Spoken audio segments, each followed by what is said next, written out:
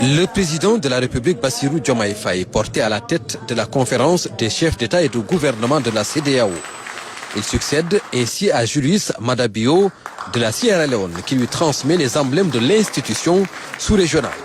Un mandat de confiance pour conduire notre communauté vers plus de sécurité, d'unité et de souveraineté. Je tiens d'abord à renouveler mes remerciements au président Julius Maada Bio, président en exercice sortant de notre conférence pour ses efforts constants en faveur de la stabilité, de la cohésion et de la consolidation de l'intégration sous-régionale.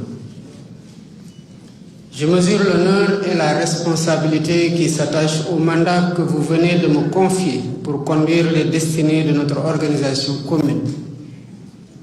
Je vous en remercie et vous assure de mon engagement à travailler de concert avec vous, avec tous les pays membres, pour perpétuer l'héritage des pères fondateurs. Nous avons célébré l'année dernière le 50e anniversaire de la création de la CEDEAO. Nous pouvons être fiers du chemin parcouru sur les traces lumineuses des pères fondateurs, dont la vision éclairée continue de guider notre marche commune et solidaire vers l'intégration sous-régionale. Le président Diomaye Faye a dressé un diagnostic sans complaisance de l'état de la communauté. Une économie résiliente mais encore vulnérable, une région fragilisée par le terrorisme et des institutions à réformer. Nos acquis sont indéniables, tout comme nos défis aujourd'hui. Expansion du terrorisme, tensions inter-États ou intra-étatiques, recul démocratique avec la recrudescence des coups d'État, sans oublier l'ingérence politico-militaire étrangère. À cela s'ajoutent les défis sanitaires, climatiques et l'impact de situations internationales conflictuelles sur nos économies. Tout cela, ajouté à la fragmentation de notre communauté, fragilise davantage nos efforts de développement et nos acquis en matière d'intégration.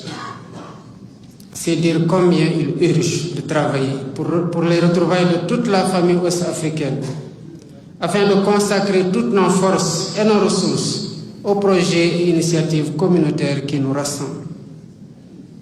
Le chantier de raffermissement des liens de confiance entre les peuples et les dirigeants me semble être aussi une urgence. Cela passe notamment par le respect de l'ordre constitutionnel et républicain. Les réformes pour adopter la CEDEAO aux réalités de son temps et consolider notre marche collective vers nos objectifs communs. La révision du protocole additionnel sur la démocratie et la bonne gouvernance, dont l'adaptation contribuera à la sauvegarde des idéaux démocratiques qui feront sa raison d'être. Une responsabilité assumée et une ambition pour toute la région en adaptant l'héritage aux défis de notre temps. Il est tout aussi crucial de renforcer nos cadres préventifs des conflits en mettant l'accent sur la concertation et le dialogue. En outre, la CEDEAO que nous voulons forte et en progrès ne pourra se réaliser sans la mobilisation de ressources humaines de qualité, dévouées et compétentes. J'engage la Commission à travailler davantage dans ce sens pour plus d'efficacité et de résultats.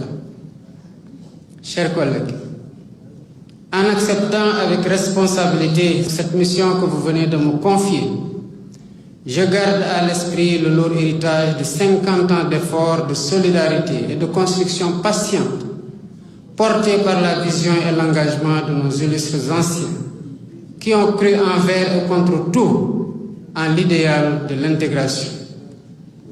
Je m'engage avec vous à faire vivre cet héritage en l'adaptant aux défis de notre temps, à savoir la sécurité collective, la stabilité institutionnelle, la souveraineté politique et économique et une voix de l'Afrique de l'Ouest plus audible et plus crédible.